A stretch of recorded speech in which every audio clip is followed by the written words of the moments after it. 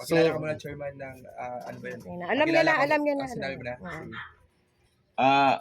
Magandang araw po sa ating mga sumusubaybay po dito po sa interview ng mga magigiting po ng mga vloggers po na kasama po natin.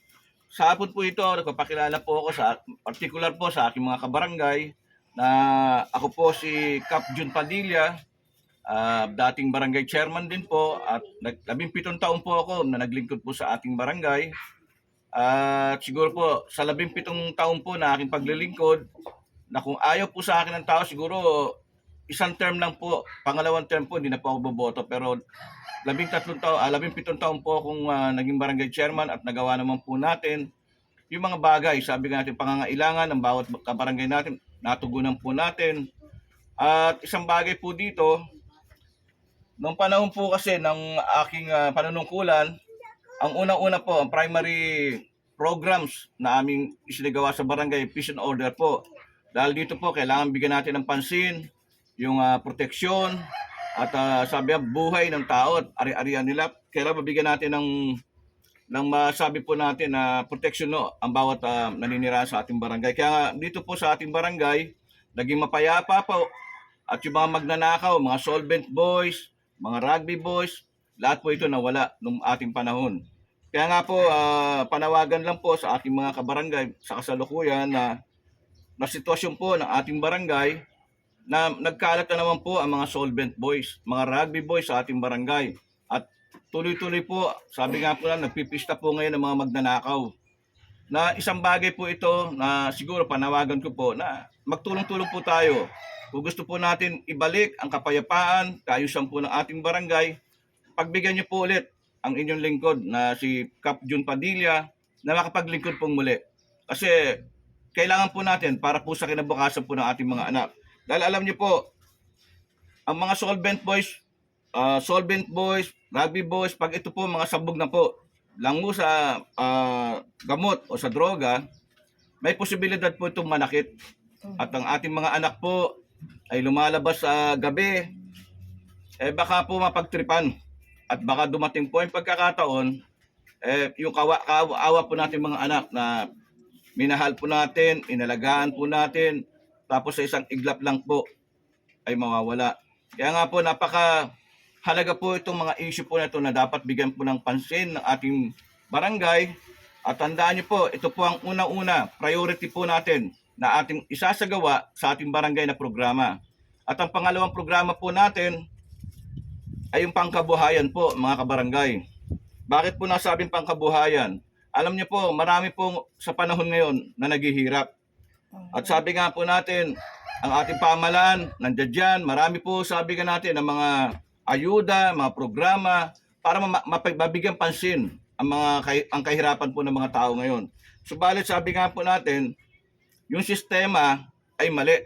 Mali po ang pag-iimplementa ng mga programa ng ating pamahalaan. Bakit ko po nasabi na mali, mga kabarangay? Dahil una-una po, doon sa mga medical assistance, sa mga natawag financial assistance, nangyayari po, napupunta lang po sabi natin yung atensyon doon sa mga politiko. Instead sabi directly ibigay na po sa tao, ito mga financial assistance po na to, ang nangyayari po, dumadaan pa po sa mga politiko. Na dapat po hindi na po ganito nangyayari. Unang-una po, bakit nasabi po natin ito?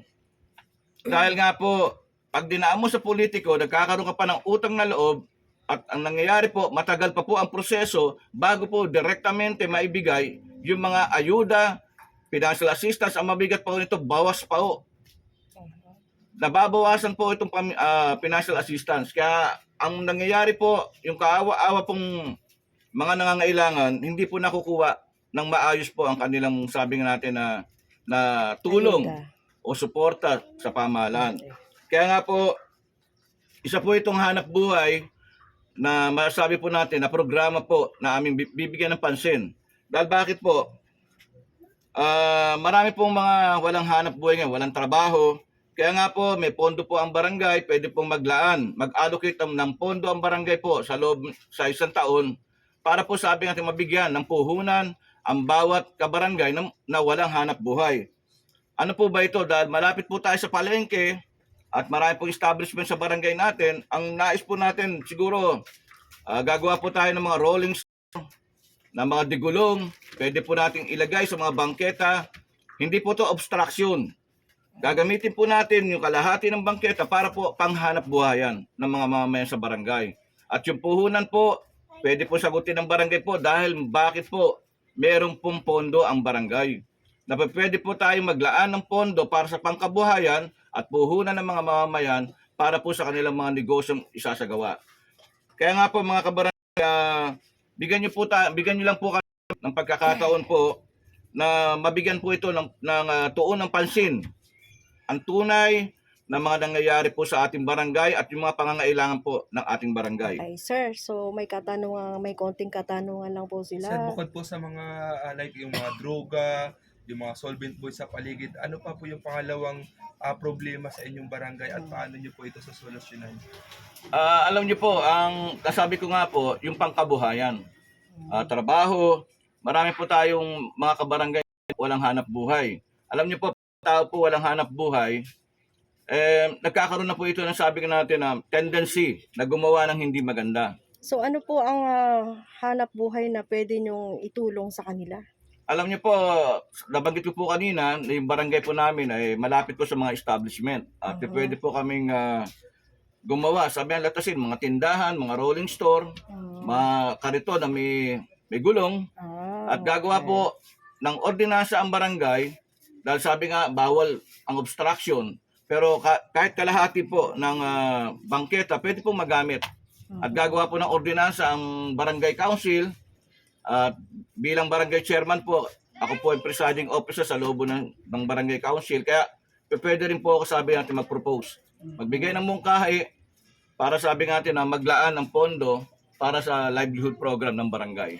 Sir, isa nga po sa nabanggit nyo kanina, yung pondo from government, paano nyo po sistema na hindi po dadaan sa mga politiko?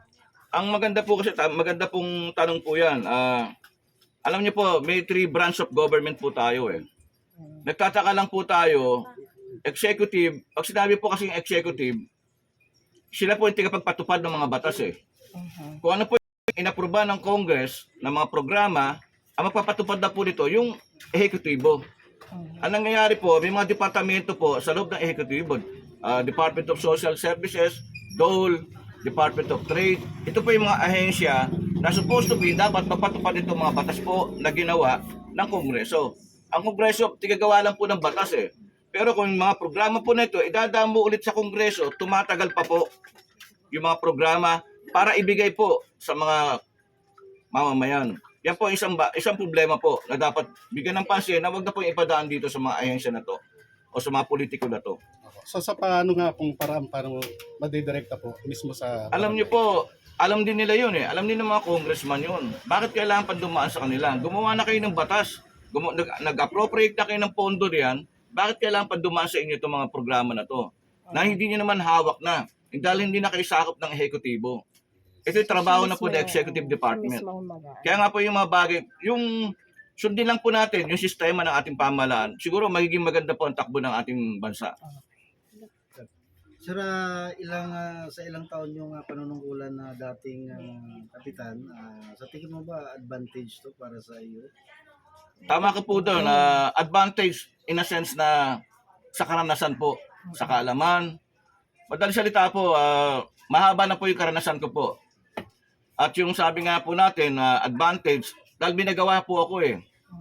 Dahil nung panahon po namin, umupo po ako noong 1989, wala akong pondo ang barangay.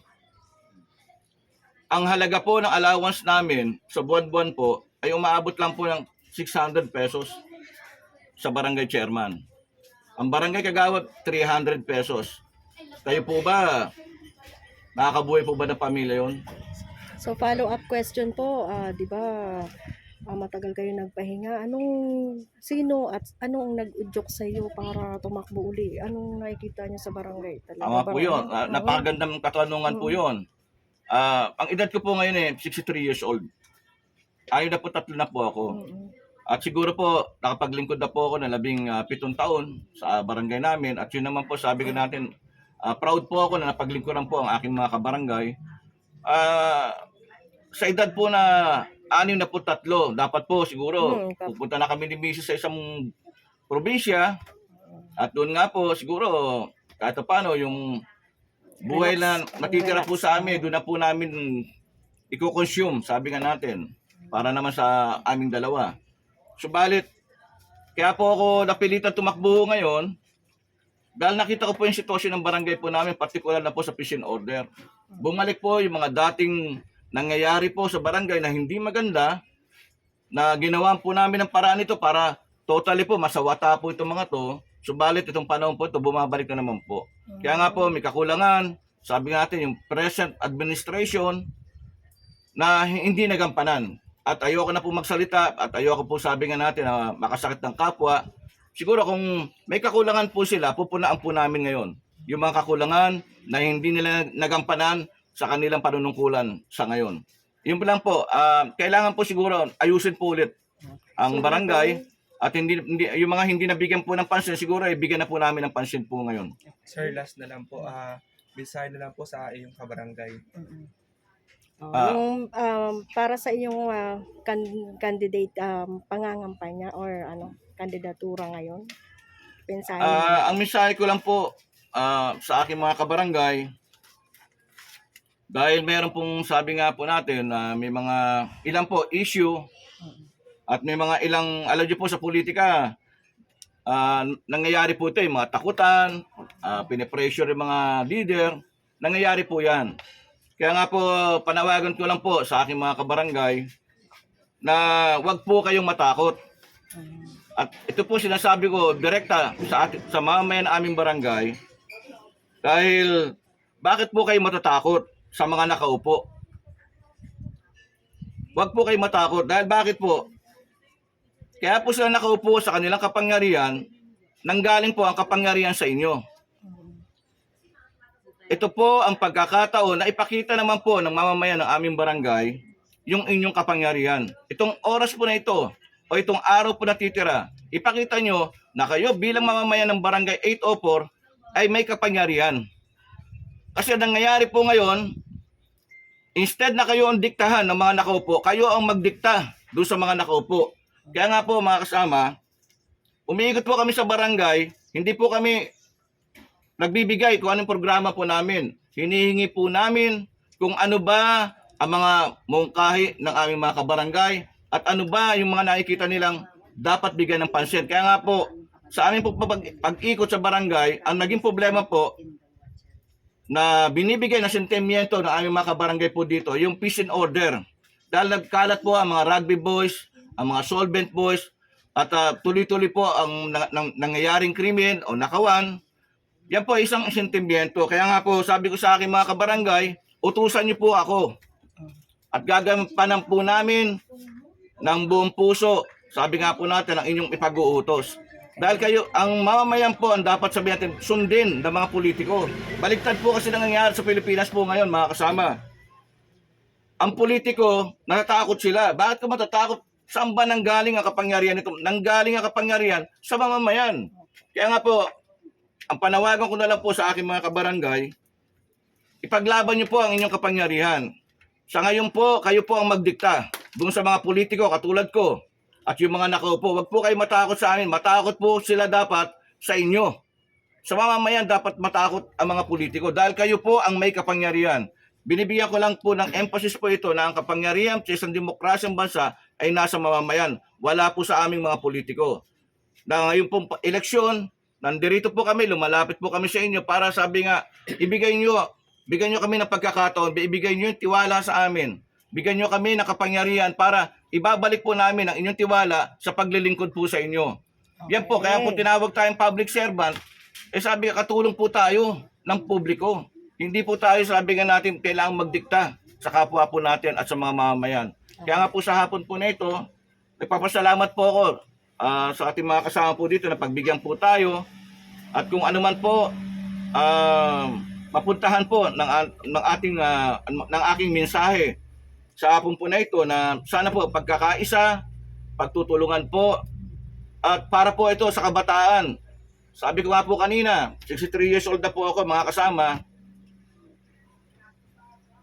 Ang laban po na ito, hindi ko po laban. ito po ay laban ng mga susunod, sabi natin, ng leader ng barangay at ng mga kabataan. Paghandaan po natin ang kinabukasan ng ating mga kabataan. Partikular na po yung bawal na droga, krimen, labanan po natin ito at korupsyon sa ating barangay. Kaya nga po, maraming salamat po sa inyo pong binigay na pagkakataon na ma-interview po ako at maibigay ko naman po ang aking saloobin at ang aking programa sa aking po mga kabarangay. Okay po, salamat po. Maraming salamat po. po. Maraming salamat po. Sir Jun. Thank you.